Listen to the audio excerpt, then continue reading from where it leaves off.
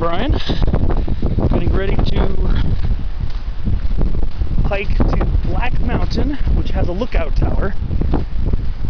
When you're on 243 heading south toward Banning, this will be on your left side. This is Black Mountain Road. Since I'm hiking in April, April 29th, 2017, most of these campgrounds are still going to be closed. There are at least two different ways to get to Black Mountain. There's a Black Mountain Trail, which is closer towards Banning, a few miles north from here.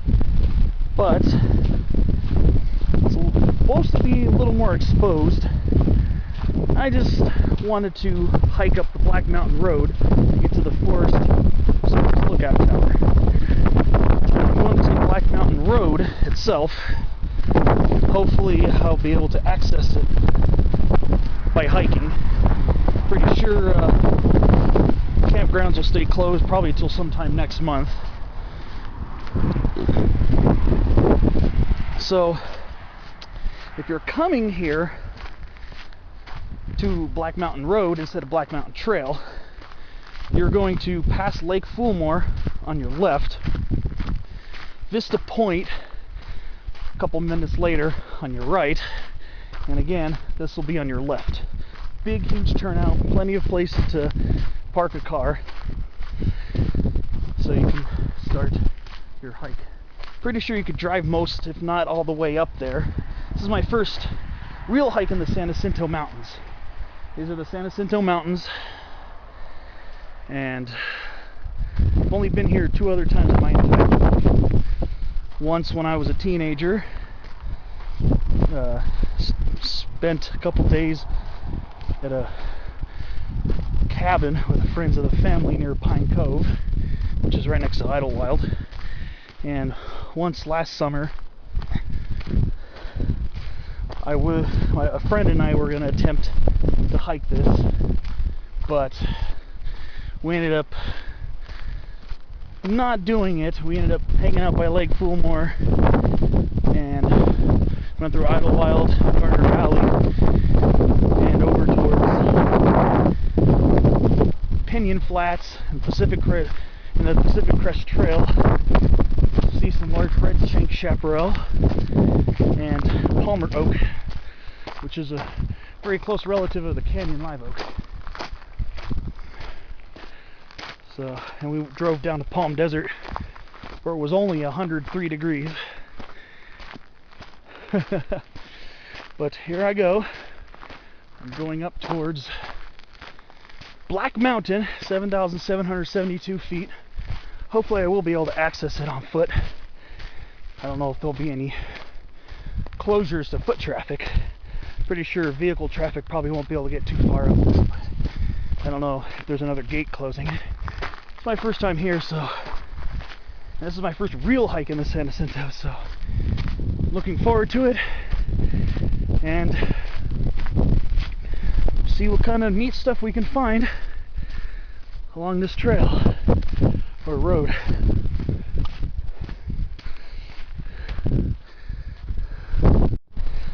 So I'm going along.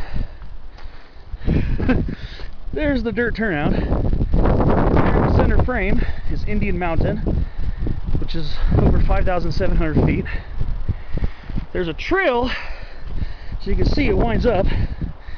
I was thinking about doing a warm-up hike to start doing that. It's supposed to be about 5 miles round trip, about 800 feet of elevation gain.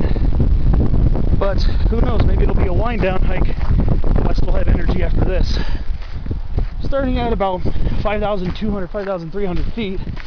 So I have a good 2,000, probably about 2,400, possibly 2,500 foot gain from here. Coming from the Black Mountain Trailhead, it's more like a 2,600, 2,700 foot gain, which is supposed to be close to 7 miles round trip. This one might be closer to 10. I think this might be a longer route. So, see how that pans out. Get some Nice cismontane views. Trying to see if I see the Santa Anas from here. It's a little too early. Got a lot of mountains blocking it. Lots of huge pink black manzanita, Arctostaphylos pringle subspecies drupacea. It's in bloom right now. Past peak bloom, probably going into seed very soon. This area, this mountain range has a lot of large pink black manzanitas. And the couple times I've been here, I remember hiking amongst Jeffrey and Ponderosa pines and humongous manzanitas towering far over your head. The size of that one. So we'll see what other cool stuff I can find. A lot of interior live oak up here too. Quercus whistles-any variety frutescens. A lot of coulter pine, Pinus coulteri, chaparral whitethorn in full bloom. Ceanothus leucodermis. Lots of other wonderful stuff.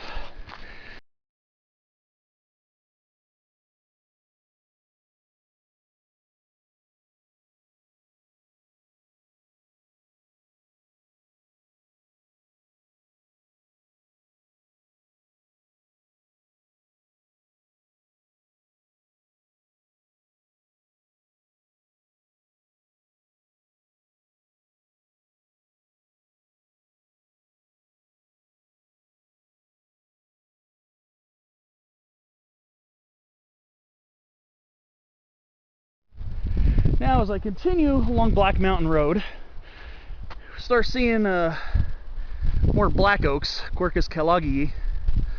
One thing I've noticed about deciduous hardwood trees here in Southern California is individuals of the same species seem to be on whole different cycles. For instance, this black oak right here is just breaking buds, so the new leaves are just starting to come out on them. Same with that one in the middle of the frame. However, as I look over here, I'll try to block that sun out. This black oak right here is already halfway in leaf. And I saw a couple on the way up here that are just, the buds are just still starting to swell. Again, this is late April. We're 2 days away from the start of May. Day after tomorrow is May 1st. Usually the higher up you go, the colder it is, the later the trees leaf out. One thing I noticed is our deciduous hardwoods, like the black oak, they seem to leaf out at different times, even at the same elevation. We're probably about 5,400 feet here. I'd say about 5,400 feet in elevation, and they all seem to be on different cycles. Like this one's half leafed out. That one's just barely the buds are just barely breaking open. Little flower buds opening up too. And some of them still hadn't even started leafing out. I was born and raised here in Southern California, but I did live back east, to be exact, northern New Jersey. New Jersey, certain species, individuals of the same species typically come into leaf at the same time. I stayed in New Jersey for about 8 years, from late 2004 to early 2013, and trees of the same species are typically on the same cycle. They leaf out about the same time. They shed their leaves about the same time in the fall. Again, I'm talking about the winter deciduous trees. And here, our black oaks seem to be on all different cycles. Individuals of the same species. For instance, back east, start off probably the willows and the shrubs. They start leafing out earlier. Usually the East Coast black oaks, the Quercus velutina, they usually start leafing out about the same time, usually the second half of April. If you're around anywhere between the 15th and the 20th, their buds swell and open up. But here, everything seems to be on a different cycle. just thought it was interesting and figured it'd be something worth pointing out in case you hike and you're taking note of such things. And one of my favorite things about coming to these mountains, come to our Southern California mountains, are sugar pines. Right here, Pinus lambertiana, the noble sugar pine. Seen quite a few of them on the way up here, but now starting to see larger ones popping up. So this is another reason why I wanted to take this trail today. I want to get my sugar pine fix. It's been a while since I've been really close to it. When I went to Mount Mooney at the beginning of this month, you know, there were some on the hillside above the dirt road I was trying to hike to get to the top of Mount Mooney, but I never got super close to them. And let's see, are we looking at a ponderosa or a Jeffrey pine here? Try to do the old sniff test, see if that yields any. Yeah, this is a Jeffrey pine, Pinus jeffreyi. Nice size one too. I'm expecting I'll probably see some ponderosas. So, there are supposed to be ponderosas on the west slope of the San Jacintos. And kind of like the Sierra Nevada, the west slope of the San Jacintos is hilly, gentler, until you get to the rugged spine,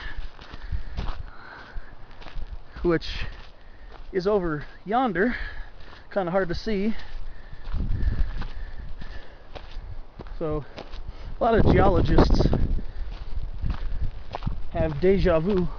Say geologists from Central California and the Sierras, they come here, then they see a lot of similarities, gentle foothills and lower mountain slopes with good stands of yellow pine, which in our case is mostly Jeffrey pine, but there are ponderosas. And then the big jagged mountain spine, and the huge nosedive towards the desert floor. Palm Springs is at that desert floor. You have a humongous rise to the San Jacinto high country, which is kind of absconded through the trees, but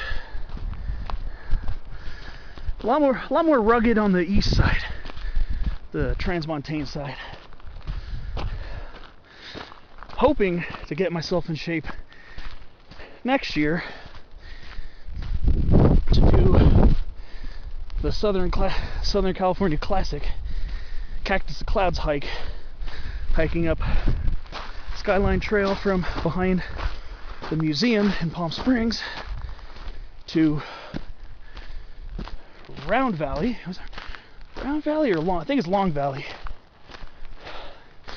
And then hike up from there to San Jacinto Peak.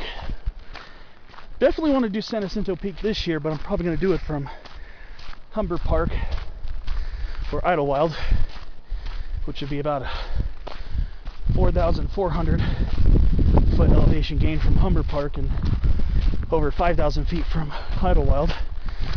So at least get me to the peak this year. I do want to summit it this year. Haven't done it before. Next year,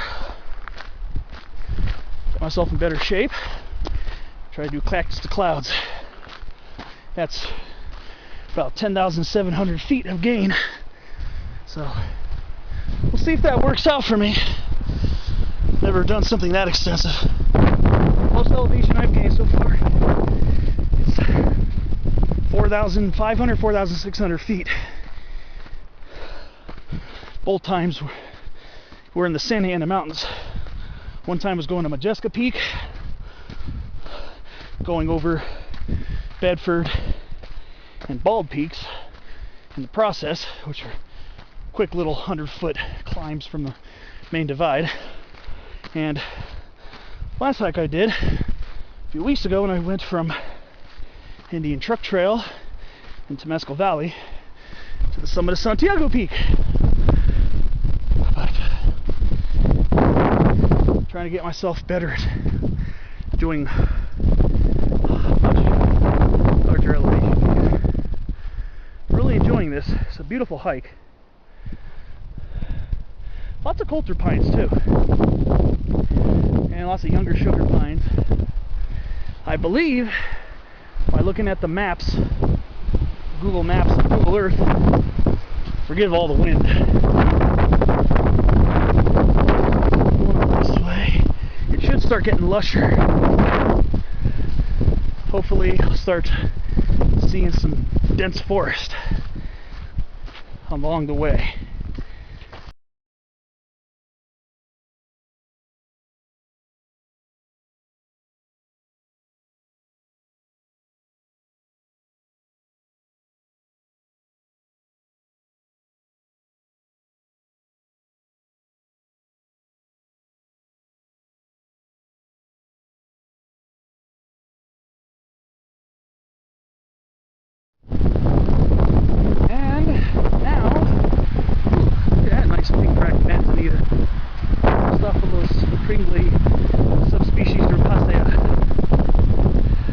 This one's just starting to blossom, and now we have entered more forest.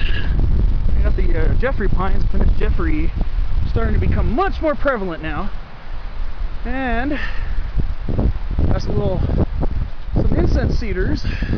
Seeing a few here and there along the way, but now we're starting to see more of them. Calocedrus decurrens. Calocedrus being Latinized Greek for beautiful cedar. Incense cedars are not a true cedar, much like most of the trees we actually call cedar. Incense cedars, like a lot of the trees named cedar, are actually in the cypress family, the Cupressaceae. Here's your cinnamon vanilla stringy bark, kind of similar to giant sequoia from a distance, but it's not as spongy. It doesn't have really any yield. Nice little spot. Jeffrey pines get thicker and larger as we approach 6,000 feet.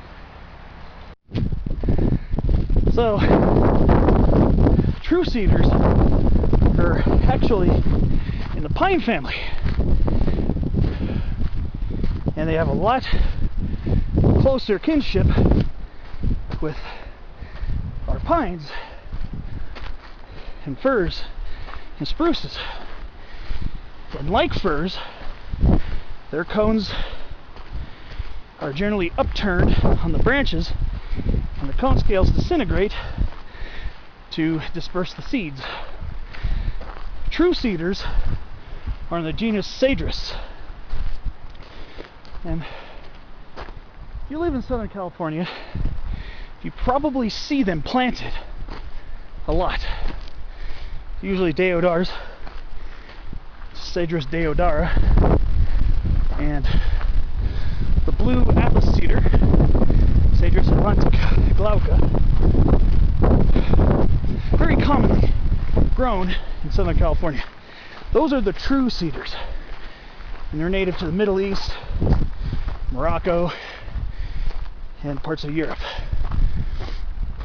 So, just a little food for thought. Incense cedars are a lot more closely related to cypresses, junipers, redwoods, giant sequoias than they are to actual cedars. Other plants commonly named cedar, like western red cedar, Thuya plicata, which is found in northwestern California all the way up through Canada on the Pacific slope. It's another tree named cedar. It's got the scent of cedar, but it's not a true cedar. Yes, you hear me huffing and puffing a little bit more because it's been a few weeks since I've hiked.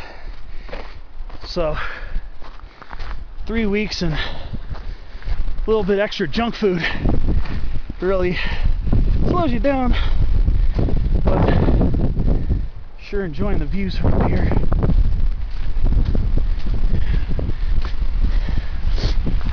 Beautiful mountain scenery. A lot of vehicle traffic, but like I said, I wanted to take the lusher, shadier route.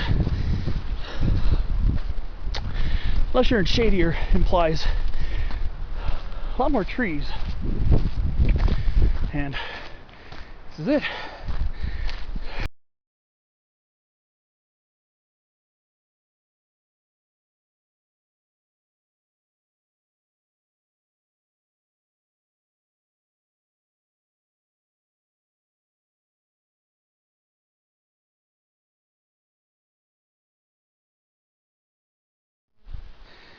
Now further up, we are now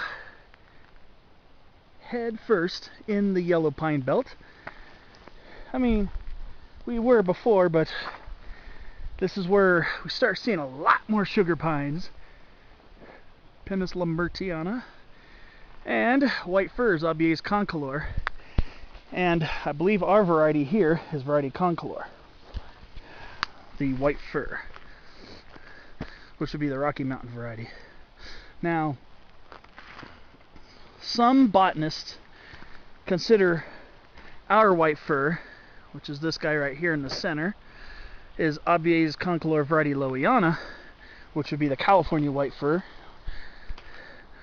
But a lot of people also believe that ours is actually variety concolor, which is related to the, which is the Rocky Mountain white fir. Here are the needles of the white fir. You can see they're kind of similar to your Christmas trees. Like a lot of people get the Noble fir or the Douglas fir. The needles are singly arranged, and the needles on the white fir curve upwards along the stem. The bark is kind of a medium grayish with furrows that become deeper with age, and like the cedars, the cones are borne upright and they disintegrate when the cones ripen. They disintegrate and all the scales fall off of the axis, just like in the genus Cedrus. However, fir cones are typically found in the upper third of the tree. Now, we're looking at a nice hefty sugar pine, and if you look right at that little sign right there, you can't read it from here, but it says sugar pine blister rust evaluation. This tree has been selected to, well, I've seen basically some trees are tagged by the Forest Service to see what their resistance is to the sugar pine blister rust. And now I'm being harassed by a bumblebee. There we go. Okay. And I'm being bothered again, so let me walk and talk. Those signs, I've seen them on some trees before, most notably in the white pines, which sugar pine is a white pine. Basically, the U.S. Forest Service tests to see the genetics of the tree to see what its resistance to that blister rust, which in certain places in California has devastated the white pines. When I went to Sherman Pass in the Sierra last summer, I saw that same tags on a lot of the western white pines, Pinus monticola, which are closely related to the sugar pine. Like sugar pine, they're a 5-needle pine. They got long, lighter weight cones, and they are somewhat similar looking, only as opposed to the branches arching down with the weight of the heavier cones of the sugar pine, they tend to curve more upright. Cones aren't quite as heavy. And they are closely related. They're both 5-needle pines. And I guess some of the western white pines in the Sierra are being tested for the same genetic resistance to white pine blister rust, or the sugar pine blister rust. And I believe our other white pine in our mountains here, the limber pine, which you won't find for at least 2,000 feet more of elevation from here. We're a little bit above 6,000 right now. Limber pines are also subject to the white pine and sugar pine blister rusts. So it's the first tree I've seen tagged with that here yet, but it doesn't surprise me. Now, the forest is getting lusher and thicker, and I'm seeing a lot more sugar pines in the mix, and starting to see more of the white firs. Now, 15 minutes ago, I was just seeing a few sapling white firs here and there. Starting to see more of them. I don't see any here yet. Once we're here, well, a little bit above 6,000 feet, it's sugar pine, Jeffrey pine galore. And typically, this is where you really start seeing lots of the white firs. Here we are.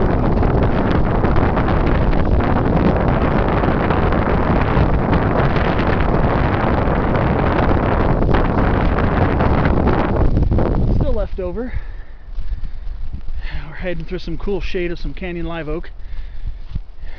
Canyon live oak, you find it pretty much from below 3,000 feet to above 8,000 feet, where it's usually a lot shrubbier and smaller. Here we got a nice old Jeffrey pine. Another guy. Notice the plate bark, the plated bark, which is quite common in the subsection ponderosae, of which Jeffrey pine and coulter pine, ponderosa pine, even Torrey pine, gray pine are a member of the subsection ponderosae. Pretty interesting. Figured I'd share that. They all share some relation, or at least a closer relation than, say, between a, say, ponderosa pine and a sugar pine. Jeffrey pine and ponderosa pine are a lot more closely related. Sugar pines and western white pines, they're a lot more closely related. They're in their own group, the white pines. Here's a sugar pine cone. They can get at least twice as long as this. This one's only maybe about 8-9 inches long. I've seen them up to 2 feet in length. They're longer than coulter pine cones, but they are much lighter in weight. You'd be more likely to sustain severe damage from being hit by a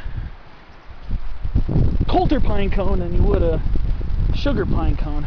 There's a lot of them along here, along the road, is maybe about a foot long, and that's why sugar pine branches tend to droop at the tip, because while not as weighty as a coulter pine cone, they are weighty enough to make the thin twigs at the end of the branches droop. And that's where most of the cones are on the sugar pines. Sugar pines and western white pines tend to have their cones towards the end of the branches, especially the sugar pines. I see coneless developing on this young one, and voila, they're mostly towards the end of the branches. So, one thing I like about this hike, well, besides many things, a lot of boulders, a lot of big boulders around here. And we still got some decent sized canyon live oaks too. Usually above 6,000 feet they get a lot smaller, but I'm seeing a few thick trunked specimens up here. Largest ones I've seen are usually between 4 and 5,500 feet. The huge canyon live oaks, like the ones you see at Mount Palomar State Park, along the going out from Doane Valley towards Lower French Valley, or those are the largest I have ever seen in my life when it comes to canyon live oaks. Trunks, they might not be the tallest, but their crown spread is incredible, and their trunks are huge, and they're multi-trunk because they probably survived lots of fires. But really enjoying this Yellow Pine Belt hike. Really love coming to the Yellow Pine Belt. It's probably where some of my favorite things, or some of my favorite happenings occur, in the Yellow Pine Belt. Hopefully this year I can get to the Sierra Nevada and shoot some video of the beautiful conifers up there. The Sierra has its fair share of Jeffrey pines. That's more towards West Slope is more ponderosa, but you can find some Jeffreys on the west side. Go to Sequoia National Park and you'll see them there. But higher up you go, you start seeing a lot of the western white pines. And you get your fair share of sugar pines too. Ones at Sequoia National Park, some of those are close to 200 feet tall. They're huge, and their crowns are a lot narrower because they're in a lot denser forest. So the trees don't have those long limbs that arch out like the ones here in the San Jacintos do. Like some of the ones you saw in the footage. They don't get quite as spread out like that because their cones, well, their branches don't have quite as much room. The forest here is a lot more open because it's drier. So the branches can spread out a lot more.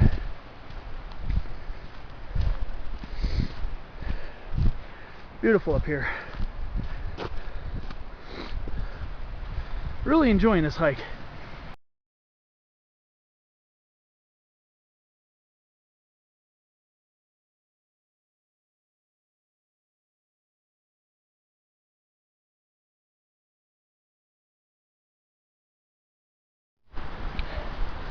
Now as I continue my climb up Black Mountain Road, passing some incense cedars, mostly sugar pines, very heavy on sugar pines in this area, come across western azalea, Rhododendron occidentale, which is a winter deciduous shrub in the same family as the heath, the madrone, manzanitas,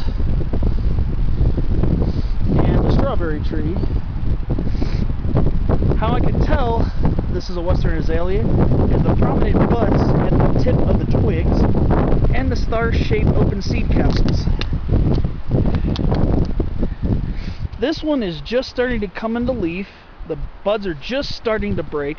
For the most part, the buds are still in swell mode. But some of the buds are starting to break open. Since we're well above 6,000 feet, you'd expect plants would, deciduous plants would probably leaf out a little bit later, but this is my first western azalea of the day. I've seen them a couple times here in the San Jacintos. There are some near Lake Fulmore, which is about 5,300 feet. Now we're definitely above 6,000 feet here, probably considerably above it, but it's nice to come across a western azalea. I would say by the month of June, this one will probably have some very spicy, fragrant flowers. So, just like an azalea, it has the typical azalea shaped flowers, but they're supposed to be very fragrant. I have yet to see this plant in bloom. I've seen it in fall when the leaves are yellow, in late October, early November. I've seen it in summer when the leaves are green and it's already past the flower stage. But I've yet to see this plant in bloom, and that's my goal. One of my goals for this year is to see western azalea in bloom and smell that spicy aroma it's supposed to have. So here you have it, Western Azalea, rhododendron to the top. As I continue my way up, you notice, despite the fact that it hasn't rained here in weeks, see lots of puddles. I see several of them along the way up. I think they're like small springs. That's probably why that azalea is there. There's probably an underground spring source.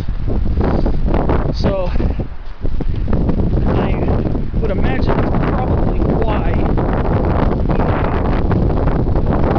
lots of little wet spots on this right here along the trail. Another plant that might be found once we get to 7,000 feet. I don't know if I'll see it here. Maybe get to see Rocky Mountain maple, Ocer glabrum variety diffusum.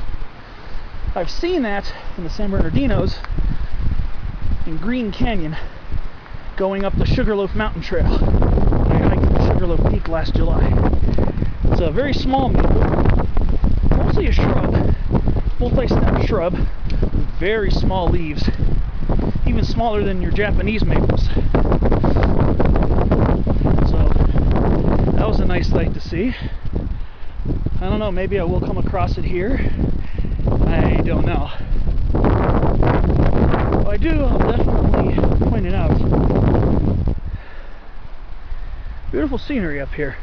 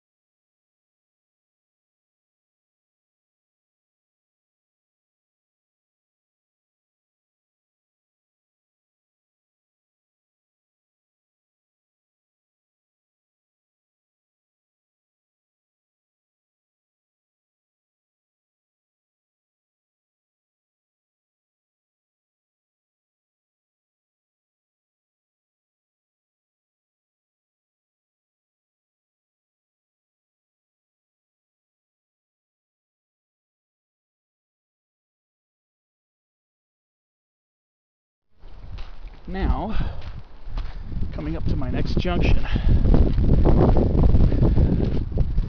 Seems like a very popular area. See all the SUVs and cars and trucks over there. Now I'm coming up to the junction that'll take me to Black Mtn Lookout. So, come up to the sign and catch a nice whiff of that incense cedar.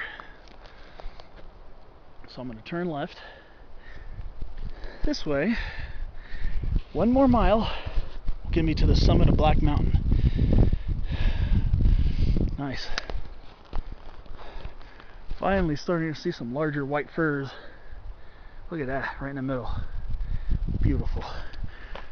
Here's the largest one I've seen today, actually, so far. One with all that moss growing on the side of the trunk. That's a nice white fir. That's a nice one.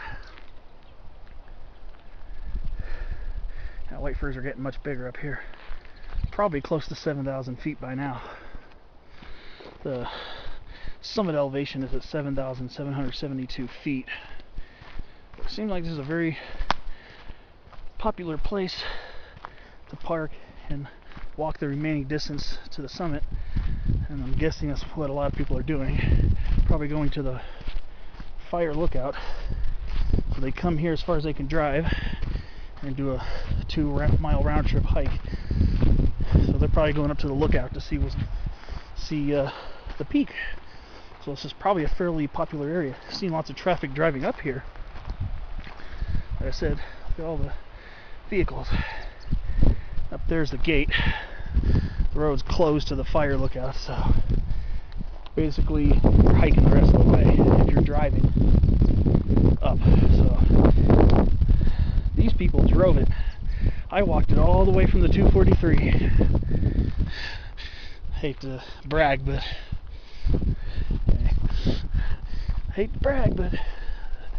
that's how I roll.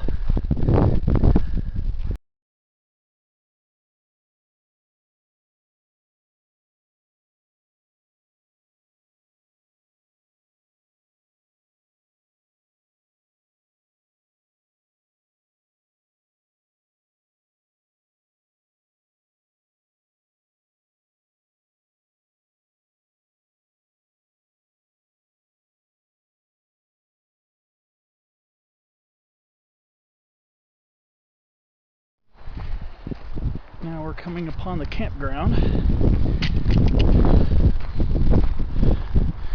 believe this is the Black Mountain Campground. Here people's bases already. Actually, this is Boulder Basin. So, should have roughly about half a mile, 3/4 of a mile before I get to the good old lookout.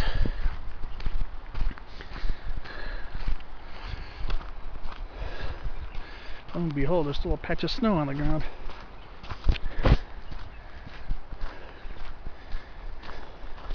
Didn't expect that. Thought that would all be gone even up here.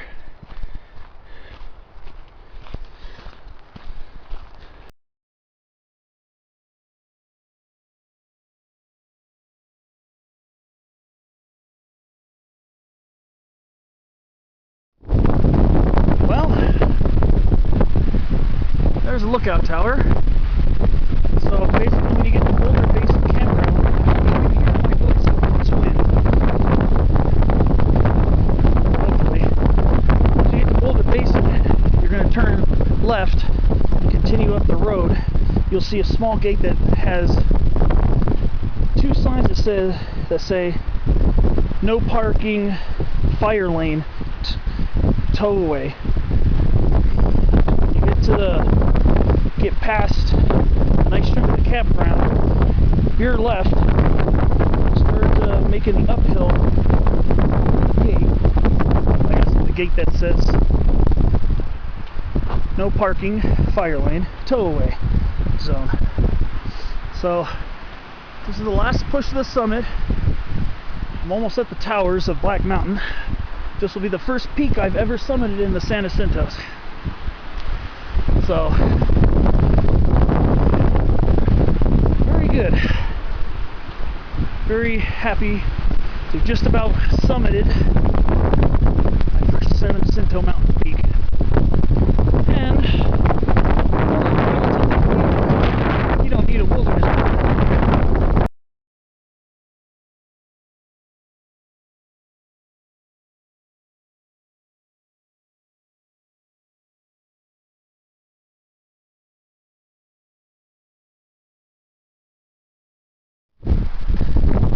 So here I am, staying on path. I'm more than happy to do so. Here I am, making the last few steps for the summit.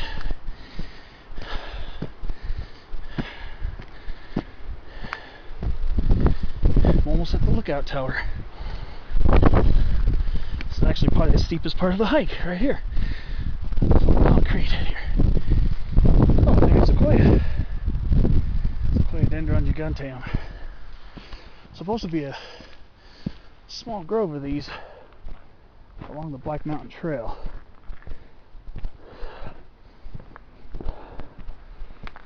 So here's the last push. This is actually the steepest part of the hike. This little walkway. A little winded from it because I haven't been at this elevation in a long time. 6.5 months since I've been above 7,000 feet. So here it is. Black Mountain Lookout Tower. Elevation 7,772 feet. But I haven't quite summited yet, so take a path through the thickets of oak. Again, Canyon Live Oak. Quercus chrysolipus.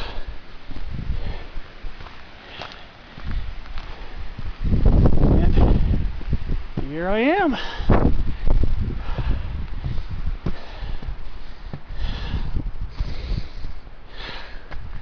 Black Mountain.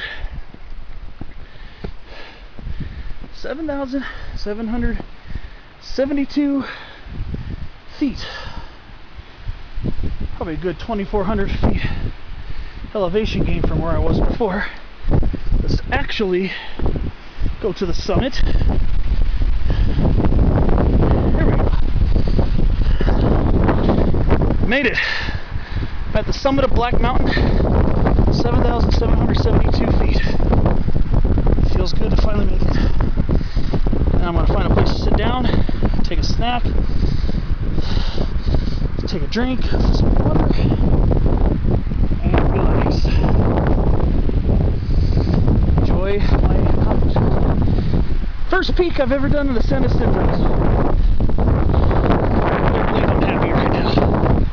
There's San Jacinto. Heading up there this year. Gotta.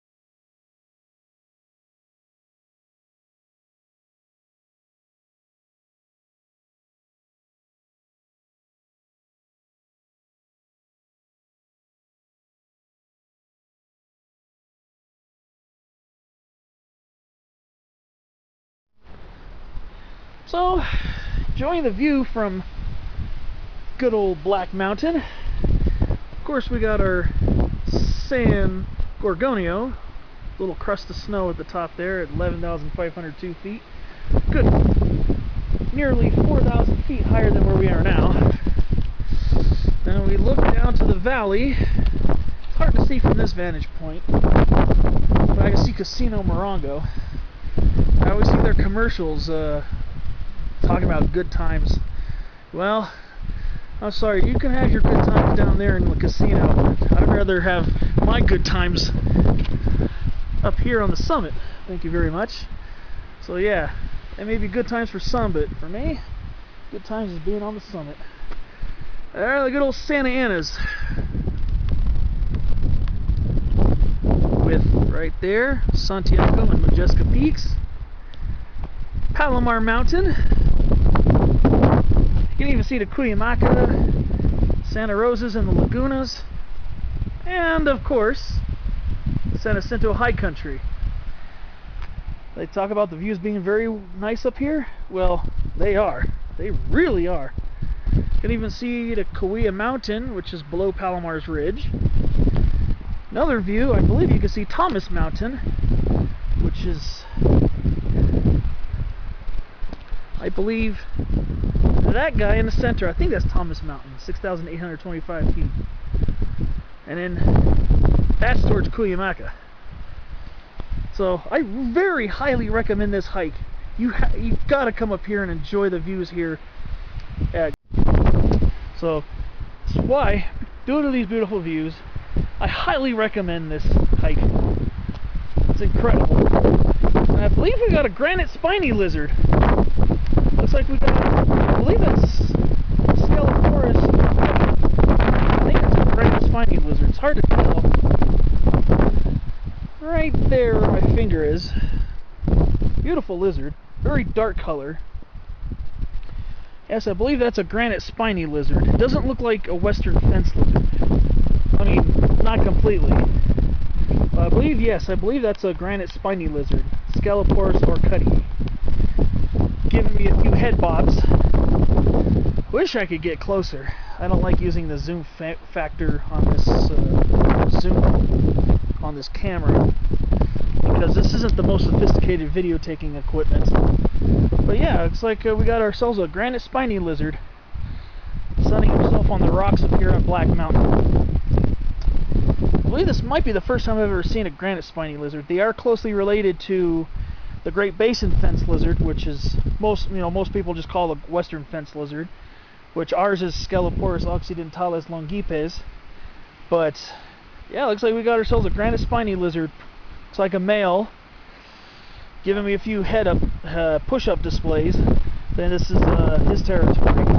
Of course, you know, I'd rather stand back and enjoy the sight than actually mess with the lizard and, you know, irritate it and harm it. But yeah, there we go. Granite spiny lizard, ladies and gentlemen. Scaloporus orcuti. And right where my finger is, that's where he is. Nice, beautiful male. Let's see if I could get him to do more push-up displays so you can get a better look. It's just nice to see some different stuff. I truly enjoy coming here to these mountains and seeing the wildlife. I just saw a chipmunk go by a second ago, but it went too fast for me to be able to get a shot of the chipmunk. And I saw a California ground squirrel here, so it seems like this is a good day for wildlife. So there you have it. Scaloporus orcuti. Granite spiny lizard. Cousin of the related western fence lizard.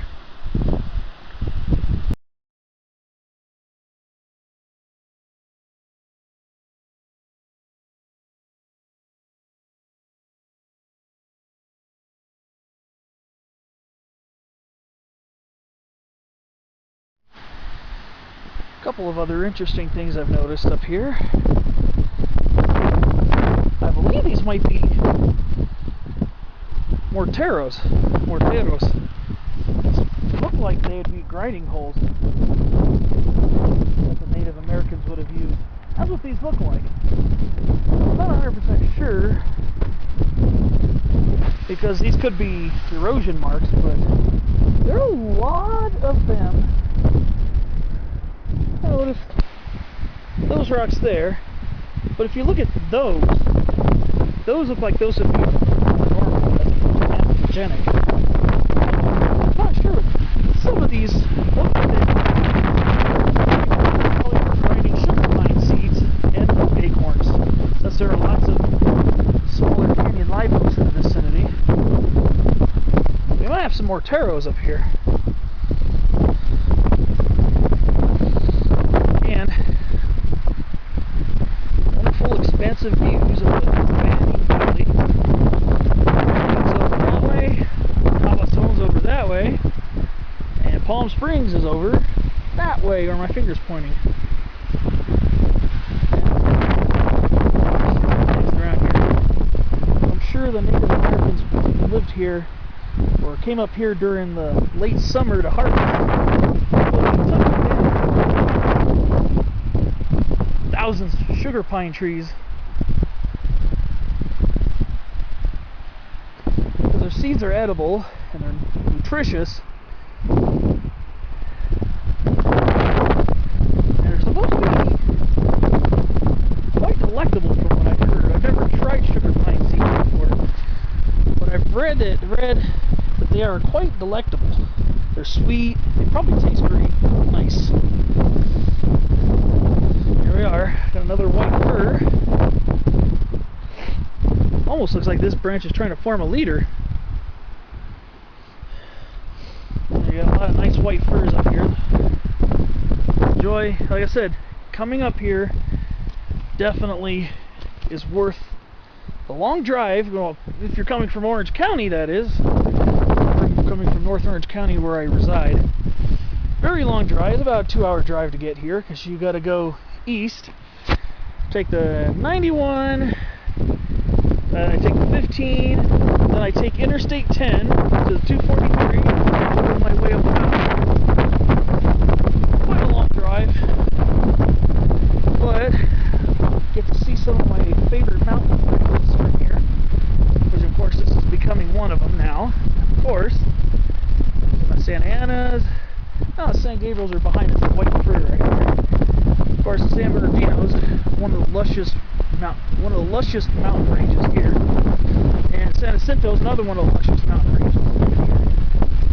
And my sense of direction is as keen as I believe it is. I believe we're looking at Fuller Ridge right here, which is a little bit. I think it's not quite 9,000 feet, but I'm pretty sure it's about 8,000 feet because it looks significantly higher than where we are. And I believe there's a way to get to San Jacinto Peak from here. And I think the Boulder Basin Campground, yeah, the Boulder Basin Campground is right down there. So to get here was about, say, about 5.5 mile hike here. So my round trip should be about 11 miles. A lot shorter than my Santiago Peak hike. A lot less strenuous too. A lot shorter.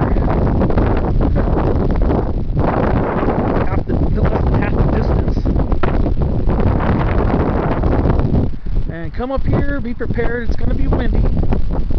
And despite the forecast highs in the LA Basin being near 90 degrees, or exceed 90 degrees today, because the wind just keeping the mountains up here nice and chilly. There's definitely a nice chill in the air up here. So definitely keep that in mind. You might want to bring layers. I mean, all I have is my usual white t-shirt, as you can see, but I mean, it's definitely a very invigorating chill in the air. Of course, the air is about as fresh as it gets because we're above the murkiness, but definitely I can't recommend this hike enough. I'm pretty sure it'd probably be at least as scenic coming from the Black Mtn Trail. I took the Black Mountain Road. I took the dirt road. So you got to deal with a lot more stuff like vehicle traffic, cars, and SUVs and trucks, dust. But figured the road would probably be a little bit easier going and shadier because I think a nice chunk of Black Mtn Trail itself is probably really exposed. I think there were lots of fires in that area. So I'm kind of glad I took the road instead. It's a little bit longer. It's a longer hike on the road, but I believe it's not quite as steep. And the elevation gain, I think, is a little bit less. My elevation gain to get up here was probably about 2,400 feet. 2,400 feet roughly. There are really no downhill stretches. There are level stretches, but there are no downhill stretches. Except for one short little spot. It went down very briefly. So this time that elevation. Like I said, this is a hike that needs to be taken. Serious hikers who really like views, mountains and pines and firs. This is definitely a hike that's worth taking the time to drive out to if you're from the LA Basin. Long drive, but it's incredible up here. Basically, just about every single hike I've taken, especially in the last several months, I have to highly recommend.